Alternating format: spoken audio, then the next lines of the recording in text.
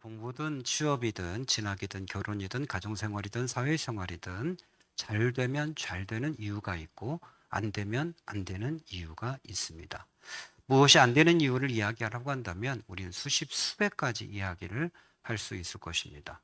전문가들은 이것을 네 개의 카테고리로 나누어서 설명을 했습니다. 능력이 부족하든지 방향이 잘못되든지 타이밍이 좋지 못하든지 환경에 문제가 있든지 이 네 가지 중에 하나의 문제가 걸리면 잘 안 된다. 그렇게 이야기했습니다.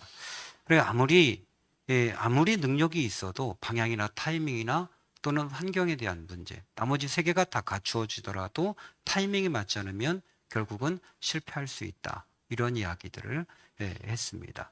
저는 이 단어들을 하나하나 좀 깊이 있게 묵상하면서 생각해 보니 정말 탁월하다. 이런 생각을 합니다. 역시 망하는 데는 망하는 이유가 있구나. 라는 생각을 하게 되었습니다.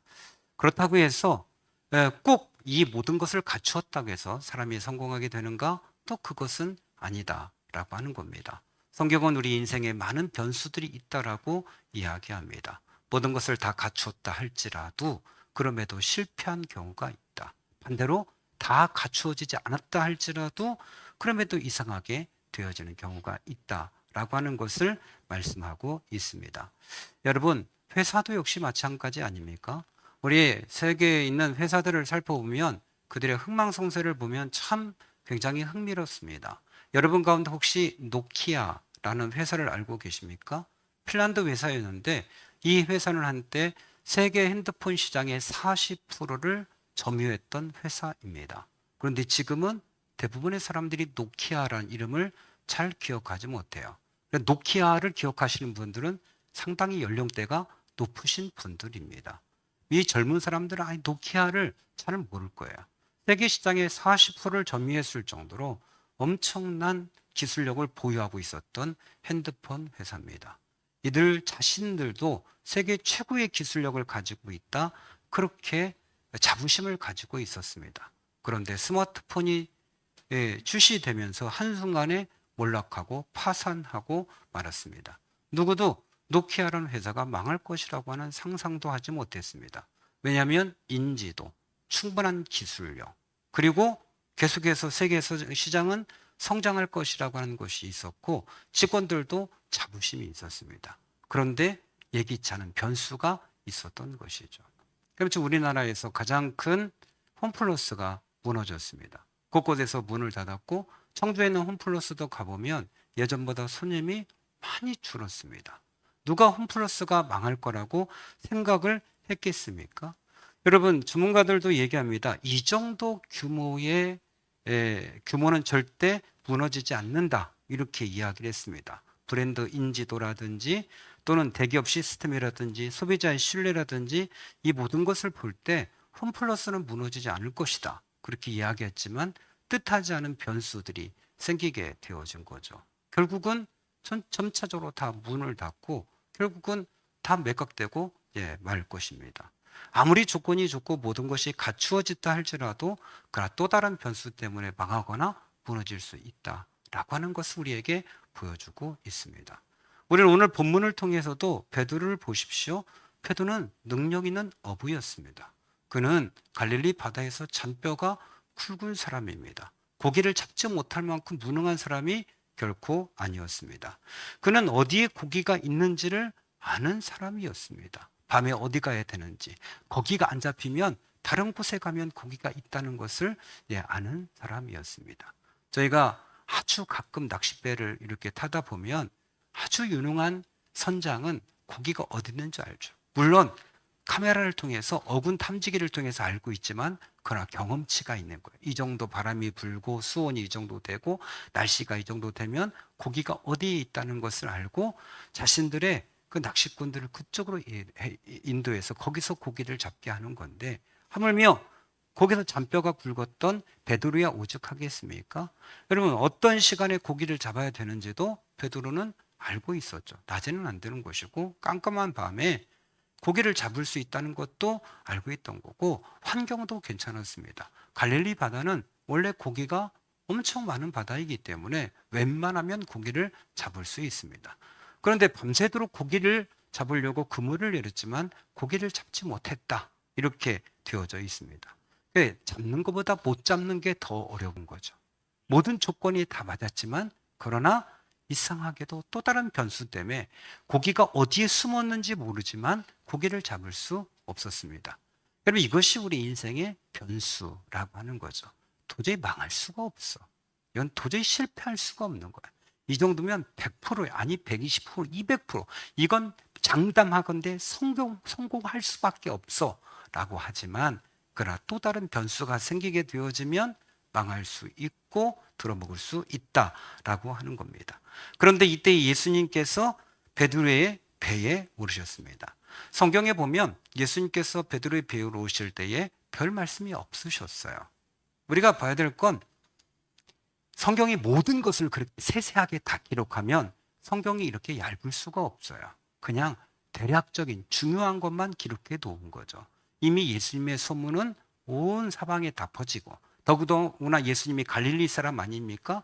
그 지역의 사람이니까 베드로도 이미 충분히 예수님에 대해서 인식을 하고 있는 거죠. 이분이 어떤 분이고 어떤 사람이라는 것을 이미 알고 있는 것이고 예수님께서 오셔서 그냥 무턱대고 배를 타셨을까? 그렇지는 않을 것이다. 베드로에게 양해를 구했을 것이다. 생각을 짐작해 볼 수 있습니다. 배에 올라가도 되겠냐? 올라가도 되겠습니까? 이렇게 양해를 구했을 것이고 배에 오르셔서 조금 그 묶여있는 곳에서 조금 선착장에서 뛰기를 원하셨고 앉으셔서 말씀을 전했습니다.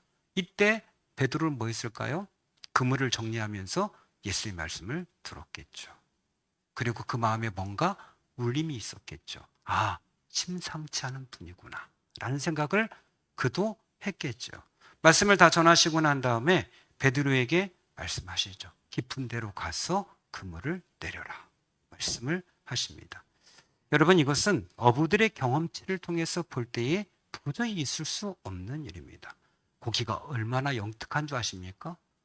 고기가 머리가 나쁘다고 그렇게 하지만 그렇게 나쁘지 않습니다.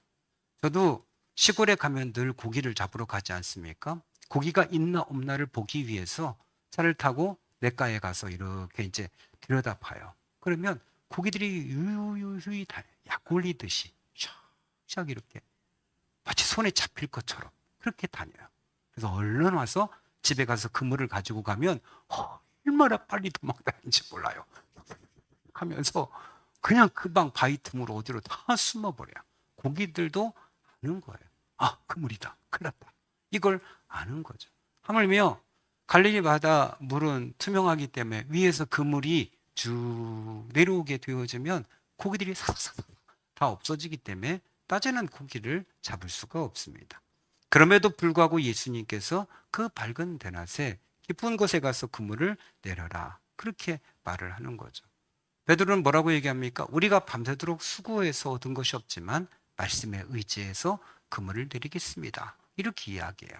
벌써 그 말씀, 그 마음, 예수님이 하셨던, 들었던 그 말이 벌써 그 가슴에 남아있는 거예요. 그 무리들에게 했던 그 말을 듣고서 야, 이분은 정말 하나님의 아들일 줄 몰라. 보통 분이 아니야.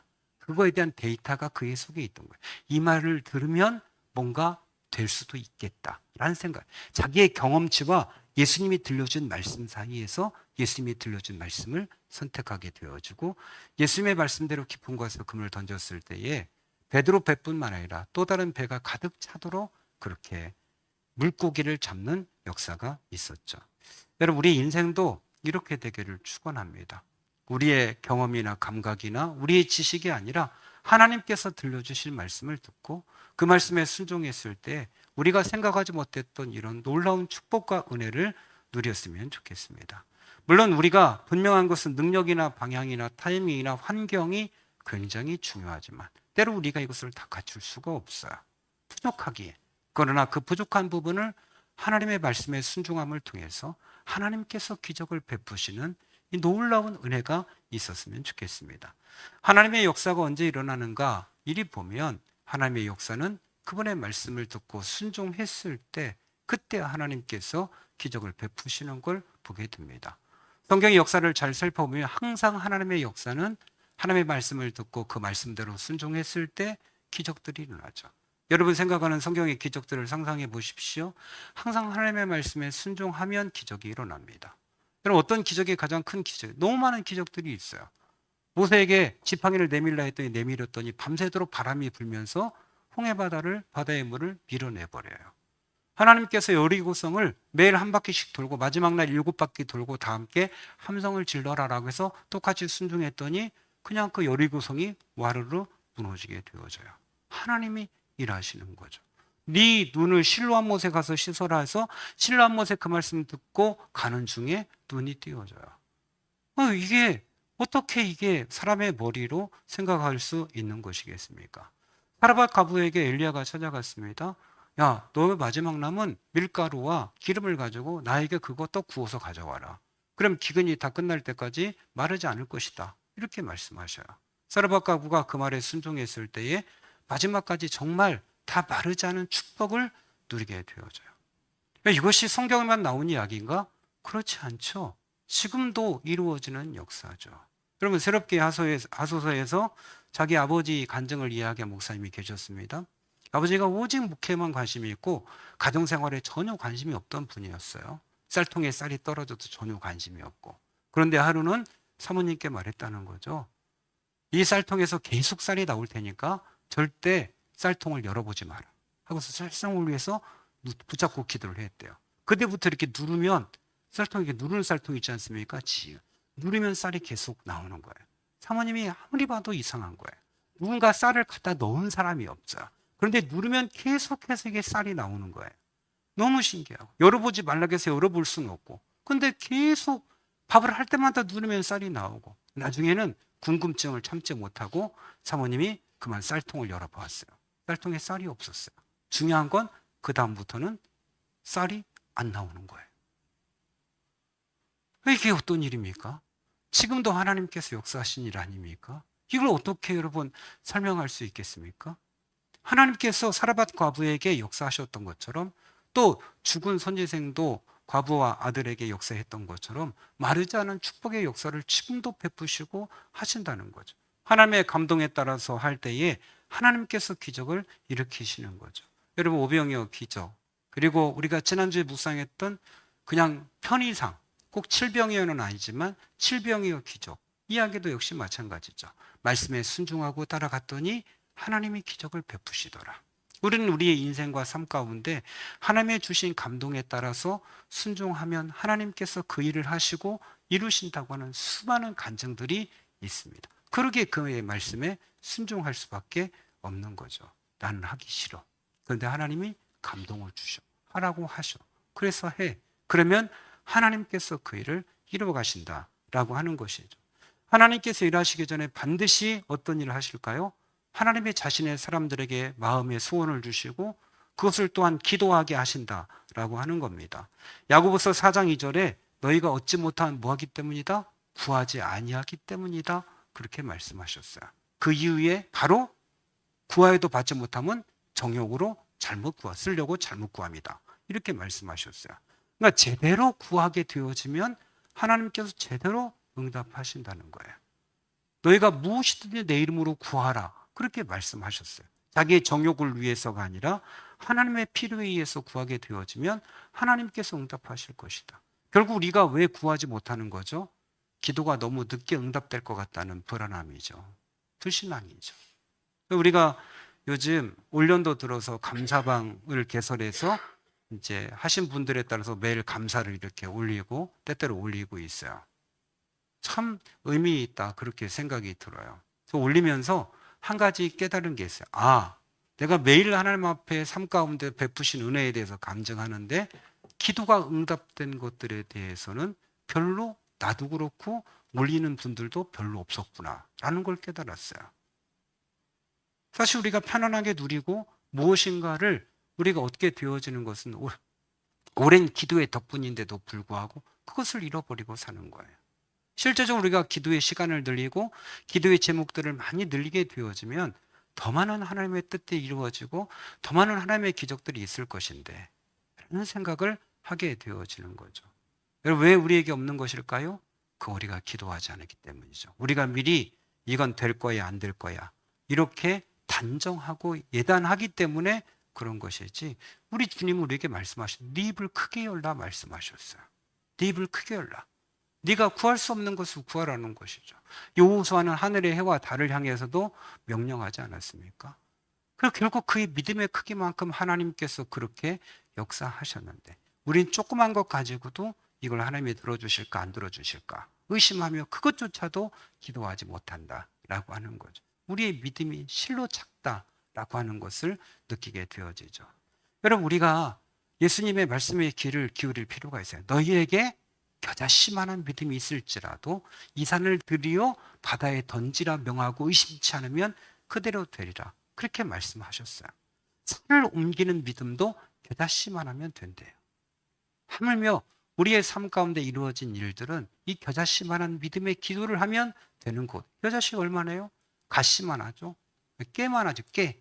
일반 깨보다 조금 더 작은데 깨알 만한 믿음이 있어도 산을 옮길 수 있대요. 어떻게 하면 의심하지 않으면. 우리가 하나님 앞에 그렇게 기도하고 의심하지 않으면 하나님께서 들으시고 응답하겠죠. 하나님, 우리 8번 교회가 부흥하게 하옵소서. 8개월 교회를 통해서 하나님 이 지역이 정화되어지게 하옵소서. 8번 교회를 통해서 하나님 새로운 역사들이 일어나고 8번 교회를 통해서 하나님 이 땅 가운데 하나님의 나라가 정말 이루어질 수 있도록 많은 사역을 감당하게 하옵소서. 이런 기도를 가지고 크게 기도하면 하나님께서 들으실 건데, 에이, 안 돼. 뭐가 돼? 시골 교회야. 작은 교회야. 이런 생각들 때문에 결국은 하나님께서 역사하실 그 관로를, 통로를 잘라버리고 마는 것이죠. 우리는 뭐 해야 됩니까? 하나님의 말씀대로 그 명령대로 따라 나가게 되는 거죠.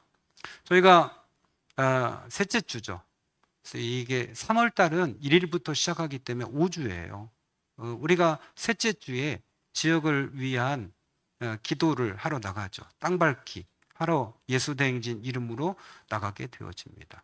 이게 무슨 의미가 있을까? 이런 생각을 할 수 있죠. 그냥 동네 가운데 가서 찬양하고 잠깐 기도문 읽고 선포하고 하는 게 무슨 의미가 있을까? 믿음이 없으면 그런 생각을 할 수도 있어요. 여러분, 이스라엘 백성들이 여리고성 도는 게 무슨 의미가 있겠어요? 아무 의미가 없어요. 그러나 예수님의 명령을 따라서, 하나님의 명령을 따라서 나가서 그들이 한 바퀴 돌고 두 바퀴 돌고 7바퀴 돌고 함성을 지르니까 그 성에 무너진 역사가 있는 것처럼 우리는 그것을 기대하는 거죠. 우리가 할 수 있는 것은 기도하는 것뿐이고 선포하는 것뿐이지만 그 일을 통해서 역사하시는 분은 하나님께서 역사하시는 거죠. 이게 기도와 그리고 순종을 통해서 하나님의 역사는 일어나게 되어집니다. 여러분, 성경의 수많은 이야기들 가운데 그 말씀에 순종해서 기적을 경험했고 기도를 통해서 기적을 경험했습니다. 한나도, 히스기야도, 다윗도, 그 외에 수많은 여인들도 다 한결같이 기도를 통해서 하나님의 기적과 은혜를 경험하게 되었습니다. 여러분, 기도하는 교회는 희망이 있습니다. 기도하는 가정은 희망이 있어요. 왜? 하나님께서 일하시니까요. 하나님께서 도와주시니까요. 하나님께서 함께 하시니까 희망이 있고 하나님께서 그 가운데 놀랍고 아름다운 일들을 이루시는 거예요. 그래서 항상 하나님께서 어떤 일을 하시기 전에는 먼저 기도하는 사람을 이렇게 세우시는 거예요. 그리고 그들을 기도하게 하시고 그 기도에 하나님께서 그 줄을 타시고 오셔서 그 지역에 역사하시고 일하시는 거예요. 제가 설교를 준비할 때 챗GPT를 가끔 질문하는 게 있어요. 그럼 챗GPT가 그게 알려주는데 엉뚱한 걸 알려줄 때가 있어요. 야, 실제적인 기도를 통해서 응답된 실제적인 간증을 알려줘. 그랬더니 청주에 사는 모교회 집사님이 암병에 걸렸는데 성도들이 기도해서 회복되었습니다. 그래서 아니, 실제적인 자료 출처가 어디야? 그랬더니 이건 그냥 대략적인 내용이고 실제적인 출처는 없습니다. 이게 장난을 해요. 컴퓨터 자료가. 실제적인 데이터가 있는 자료를 검색해서 검색해. 그랬더니 검색한 자료가 몇 개 올라왔어요. 그 가운데 하나는 중복기도 운동이 일어났을 때 그 지역에 어떻게 부흥이 일어났는가에 대한 실제적인 데이터가 있더라고요. 이게 하나님께서 그 지역을 변화시킬 때에 중복기도 운동을 일으키시고 난 다음에 그 지역을 정화시키는 거예요. 거룩하게 만들고 하나님의 백성들을 일으켜서 그 지역을 새롭게 만드시는 거예요. 저는 우리 교회가 새벽 예배가 없지 않습니까? 우리는 기도하기가 굉장히 그냥 열려 있지만 기도를 많이 하는 교회는 아니에요. 그럼에도 불구하고 참 감사한 것은 수시로 와서 기도하시는 분들이 있다고 하는 것에 얼마나 감사한지 몰라요. 어제도 제가 주일 오후에 주일을 준비하기 위해서 교회에서 준비하고 있는 중간에 우리 박 권사님 오셔서 저녁에 기도하시고, 그 다음에 우리 정 권사님도 오셔서 또 저녁에 기도하시고, 우리 안수 집사님도 오셔서 중간에 또 기도하시고, 우리 사모도 기도하고, 이런 기도한 사람이 있구나. 아, 하나님께서 일을 하시는구나 라는 걸 느끼게 되죠. 우리 예은이와 성현이는 와서 놀다 가고 물론 레슨하고 드럼 연습하고 피아노 연습하고 여러 가지 일을 하고 갔습니다만, 하나님께서 일하실 때 이런 역사죠. 우리가 찬양을 많이 부릅니다. 기도할 수 있는데 왜 걱정하십니까? 기도하면서 왜 염려하십니까? 사실은 우리 하나님의 응답은 너희가 생각하는 것 같이 더딘 게 아니죠. 우리 가장 빠른 길은 하나님 앞에 구체적으로 자세하게 늘 기도하는 거죠. 그 기도 가운데 하나님께서는 세밀하게 응답하시는 거죠. 여러분, 우리의 감사들이 올라올 때 기도의 응답의 감사들이 많이 있었으면 좋겠어요. 여러분이 함께 예수님 자랑 함께 같이 지난 3일간을 우리 같이 감사합시다. 일주일을 감사합시다 라고 얘기할 때 하나님께서 저에게 또 우리 교회 이런 기도를 했는데 응답해 주셨습니다라는 기도의 감사, 응답의 감사가 많이 올라왔으면 좋겠어요. 제가 이런 문제로 하나님 앞에 부르짖었더니 하나님께서 이렇게 응답하셨습니다라는 그 고백들이 수시로 올라왔으면 좋겠어요. 그냥 일상생활에서 있는 제가 무엇을 먹었어요, 편안해요 이런 게 아니라 하나님께서 우리에게 이런 기도를 응답했습니다 라고 하는 그런 응답의 것들이 올라왔으면 좋겠어요. 여러분, 결론을 맺으려고 합니다. 결국은 우리가 안 되는 것들은 하나님의 힘이 필요한 거죠. 우리 교회도 하나님의 필요한 거고, 우리의 가정에도 하나님의 힘이 필요한 것이고, 우리 사회에도 하나님의 힘이 필요한 거죠. 결국은 우리의 모든 영역 가운데 다 하나님의 주권과 역사가 필요한 거죠. 그 출발은 뭡니까? 그 출발은 기도하는 것이고, 하나님의 감동 주셨을 때 그 감동에 순종하고 따라가는 거겠죠. 그때부터 하나님의 역사는 일어나게 되었습니다. 다시 기도의 자리로 나가야 되겠습니다. 다시 낼 시간을 정해서 구체적으로 하나님 앞에 기도해야겠습니다. 하나님께서 우리의 삶에 구체적으로 어떻게 일하시는지를 확인하고 경험하고 나가는 저와 여러분 되시기를 축원합니다. 우리 함께 같이 복음성가 382장 기도할 수 있는데 왜 걱정하십니까?